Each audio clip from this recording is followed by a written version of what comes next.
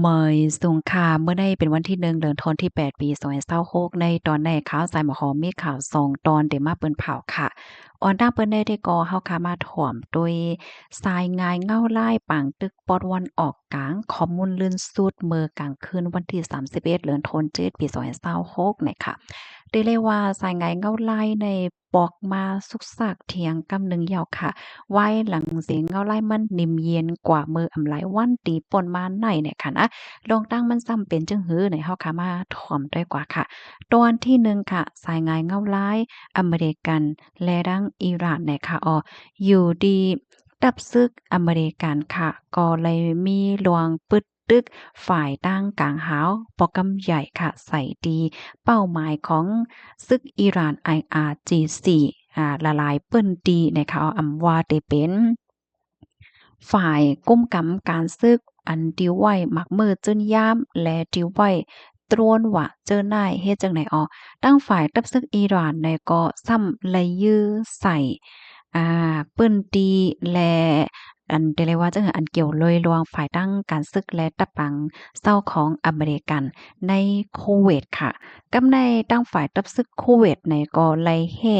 ตรวนไหลกำพองค่ะก้วยกาวาจากมันในหำตกใส่ในปืนตีถึงดีตึกเคิกมีกลรู้สิงสาใจกว่าหนึ่งก็เลยหัวเป็นเฮียงการเจ้าหนีป้อในอ้อม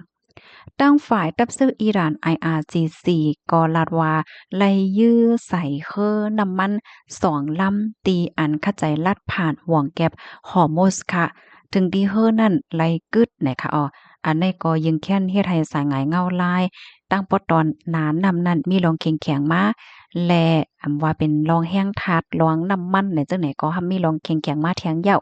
ก็เปว่าปื้นตีที่นั้นจังหนังที่เฮาคาฮู้กันค่ะเนาะมันเป็นเส้นตั้งลำรองอันที่เปิ้นต่อน้ำมันว่าจังไหนนะมันก็สิจังเฮ็ดให้ขันน้ำมันเนี่ยกาขึ้นมาในนั้นยาวค่ะ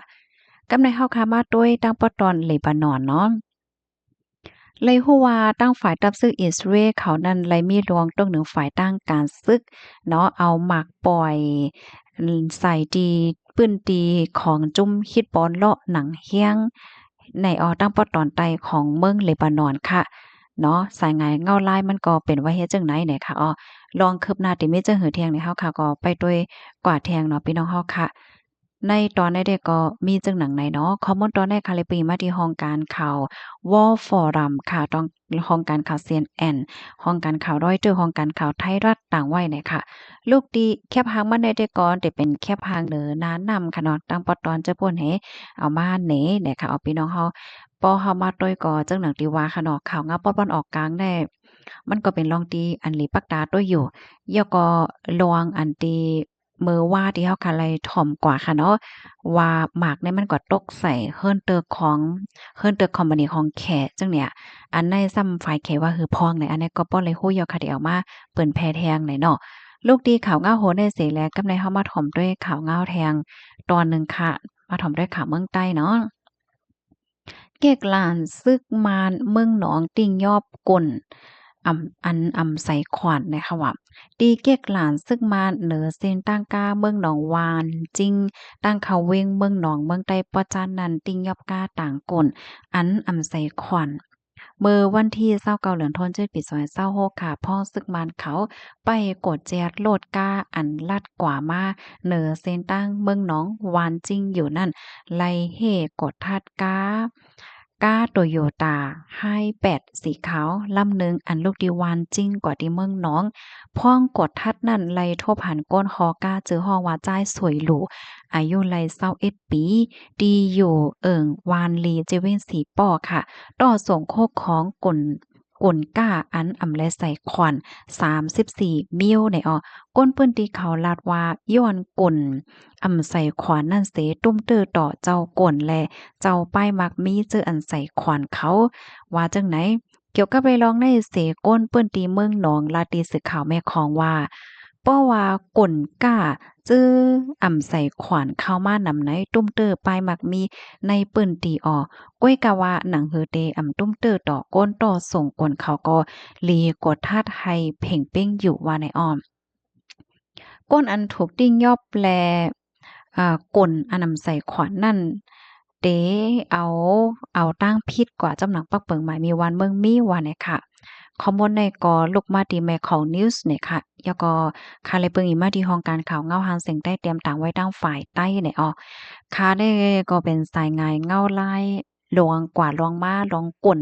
ในเมืองใต้เนี่ยค่ะเนาะอันใดเป็นลวงดีหลีเข้าใจค่ะเนาะว่าก้นหวานก้นเมืองที่ในเมืองใต้เนี่ยตาเตต่อส่งโคกุ่นกว่ามาๆจึงไหนๆ มันมีคักตอนมันจึงหือไหนเนาะอันนี้ก็เลยสนใจค่ะนะหนอห่ำแต่ละเฮ็ดจึงหือคาลานะคือมันซัมพอเตจอมเปิงแหละเจ้าเนี่ยลองในผู้ใดไผโคในแคนดอจอยเตียมาปั่นพองก็แค่นหลีได้ค่ะเนาะถ้าเฮาเนี่ยก็ได้เข้าใจหาด้วยข้อมูลมันแห้งในมันก็ได้ก็เลยใส่ขอนอยู่นะก้วยกะว่าแห้งหำตึกถุงยาติกำได้ทำถึงเลยใส่ขอนติไหลแหละจังเนี่ยอันนี้ก็เป็นรองตั้งหยาบของก้นเมืองเทียงเฮ็ดจังเนี่ยเนาะพี่น้องเนาะ อ๋อค่ะซึ่งหือก็อบโอ้กันมาหลายค่ะเนาะกำในเฮาค่ะมาถ่อมด้วยข่าวเงาเกี่ยวกับเรื่องขันเงินขันค่ำเสียอีกหนึ่งเนาะมื้อได้เป็นวันที่1ขันเงินขันค่ำได้เป็นจั่งหือพวงเฮามาด้วยขันค่ำที่ในเมืองไทยอ่อนต้างค่ะเนาะขันค่ำแตงค่ะเพราะว่าเฮาค่ะมีเสกว่าขาย1วัดในเฮาค่ะได้ขายไรกำหนึ่งค่ะเนาะอา คำไทยคำเตียงเพราะว่าเฮาคามีเสียกว่าขาย1วาทในเด็กค่ะเลยอยู่63,000แห่งเก้าปากคา10เพราะว่ากว่าซื้อซ้ำแต่เลยปันอยู่64,000แห่ง1ปากคา10คำหางเคิงเพราะว่าเฮาคามีเสียกว่าขาย1วาทในเด็กค่ะเลยอยู่62,000แห่ง6บาท71เพราะว่ากว่าซื้อซ้ำแต่เลยปันอยู่64,000แห่งเก้าปากคา10ในออ$1แลกแลงเงินไทย33.35ค่ะกำไรเฮาคามาถ่อมด้วยคันค่ำที่ในเมืองใต้เมืองโฮมตุ้ม ค่ำเซียนปานเก่าค่ำแตงเพราะว่าเฮาค่ะมีเสียกว่าขาย1แก้มได้เด็กขายละอยู่9,650,000เพราะว่ากว่าซื้อซ้ำเตเลยปันอยู่9,720,000ค่ำหางเคิงเพราะว่าเฮาค่ะมีเสียกว่าขาย1แก้มได้เด็กขายละอยู่9,800,000เพราะว่ากว่าซื้อซ้ำเตเลยปันอยู่9,150,000ค่ำเซียนปานใหม่ค่ำแตงเพราะว่าเฮาค่ะมีเสียกว่าขาย1แก้มได้เด็กขายละอยู่9,490,000เพราะว่ากว่าซื้อซ้ำเตเลยปันอยู่9,560,000 คำหางเคิงเพราะว่าเฮาค้ามีเสกว่าขาย1แก้มในเด็กขายเลยอยู่8,930,000เพราะว่ากว่าซื้อซ้ำได้เลยปันอยู่9,000,000เต็มแหละค่ะอ้อกำไรเฮาค้ามาด้วยขันแลกเงินเนาะ